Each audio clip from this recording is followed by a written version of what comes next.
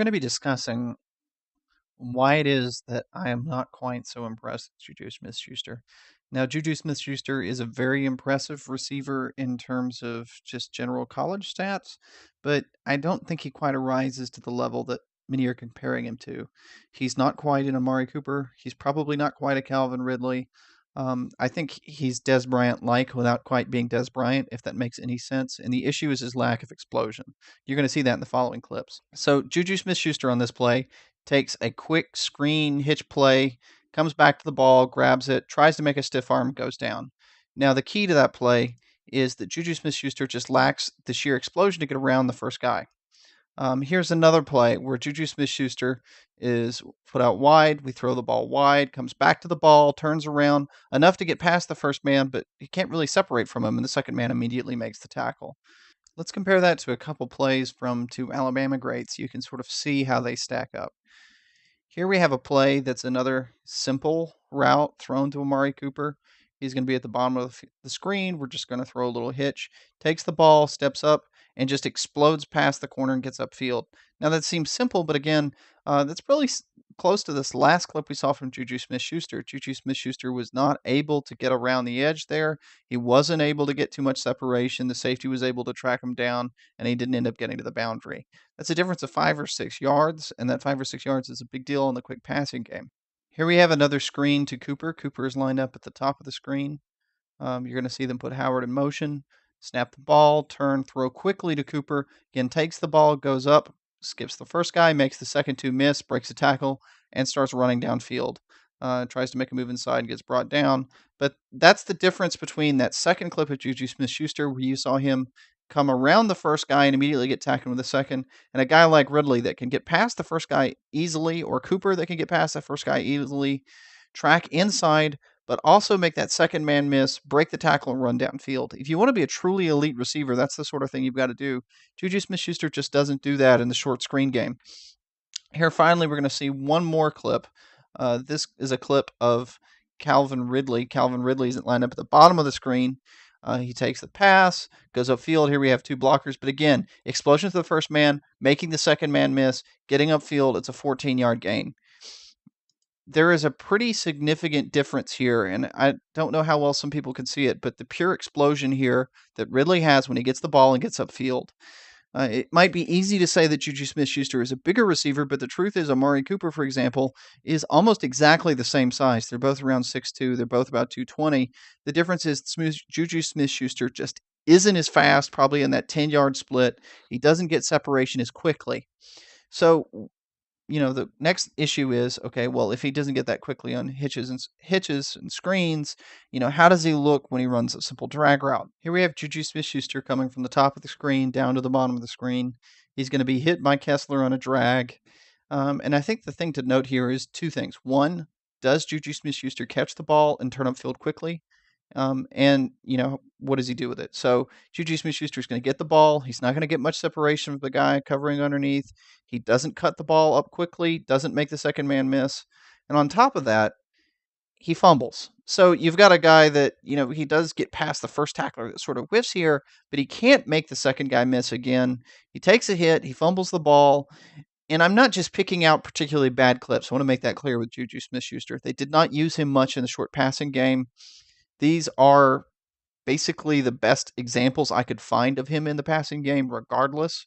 And I wanted to show how they stacked up to what were very typical examples in the passing game of two very good receivers in Cooper and Ridley.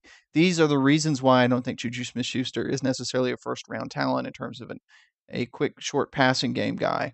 He is more of a long-term player that is going to hit you deep. He's going to be able to cross deep over the middle. He's going to take the top off the defense to some degree, but he needs way too much time to get going. As another comparison, here we have Amari Cooper, again stacked up at the bottom of the field. You're going to see him on a drag route, and you're going to see an example of what I mean when I say that he can make the first man miss, but Smith-Schuster cannot make the second man miss. And that's the example of what really sets a truly phenomenal receiver apart from other guys that are merely good to great. Here, Cooper gets off quickly, gets the snap. He gets separation from 27 there, cuts up field before 34 could get him, spins around a second tackle, and he takes what would normally be a 6-yard play into something like a 14-yard play because he shifts around 34, he breaks a tackle in the second level, and that's what made Cooper absolutely exceptional. JuJu Smith-Schuster on that play, it's probably a 4-yard play. 34 is going to take him down because Smith-Schuster doesn't have the explosion to make 34 miss him in space. Here is another example, this time with Calvin Ridley. Calvin Ridley's lined up at the top of the screen. Snap the ball. Again, separation at the snap with a quick hitch. He's faster than the inside player one. Can't get him. Gets just enough to force Ridley out of bounds, but that's a 16-yard play. So again, it's explosion. Can you create separation at the start of the route, which JuJu Smith-Schuster can do, in large part because guys are playing off coverage. But they can play off coverage because JuJu Smith-Schuster tends to have a difficult time making people miss in the open field and taking something that's a little play and turning it into a big one. Now, you've heard me talk a lot about what JuJu Smith-Schuster isn't so great at doing, but let's show an example of what he is good at. On this play, JuJu Smith-Schuster is going to take a deep crossing around. He's going to cross the field from the bottom of the screen to the top, and you're going to see a good example of what JuJu Smith-Schuster is good at. He creates separation from off coverage. The linebacker isn't anywhere near him. He catches the ball, runs through the first tackler, sort of stiff arms the second to the ground. This is JuJu Smith-Schuster using his lanky stride and using his power to get downfield, catch the ball, and then move through traffic.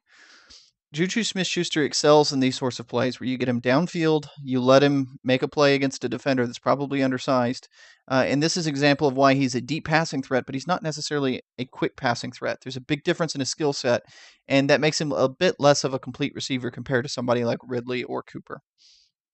Now, as a final note, I want to touch on the guy that I think is actually the best receiver for USC, and this is going to be another example of showing the difference between what JuJu Smith-Schuster is and what he necessarily could be. Here we have Adoree Jackson, number 2, lined up at the bottom of the screen. He's going to run another little drag route across the middle. Watch him catch, again, separation, but watch how he just bowls through 2 defenders, spins, and gets upfield. Adoree Jackson did not have many touches, but these are the kinds of plays he generated because this is the sort of play that an explosive receiver makes in space in a short passing game. This is a difference maker at receiver. The problem is that USC doesn't necessarily use him at receiver this much because they don't have a ton of depth at corner. They're using a safety as the nickel back. You take Adoree Jackson off the field as a corner, and you only have one true nickel. Here's Adoree Jackson on a kick return. Again, explosive, cuts around, moves well, finds a seam, gets up to about midfield, and that's the difference there. That's what an explosive receiver gets you versus a lanky one. Adoree Jackson may not necessarily be an NFL receiver because he doesn't have an NFL size in the vertical game. JuJu Smith-Schuster is built for the NFL game, and that he's tall and big and can run fast routes downfield. But in the short passing game that dominates college, because college defenders tend not to be able to tackle as well in space, JuJu Smith-Schuster is not equipped to take a screen or a hitch or a drag route and pop it for big yardage. That lets the defense drop back a safety, cover him more effectively, and it really limits what JuJu Smith-Schuster can do a game like he's going to be able to have against Alabama, where he's going to face large corners. They're going to use press coverage at times. They're going to have a safety over the top, and if USC can't run the ball effectively enough to get a safety to drop down in coverage, I think you may see JuJu Smith-Schuster really struggle at times to try to get yards downfield.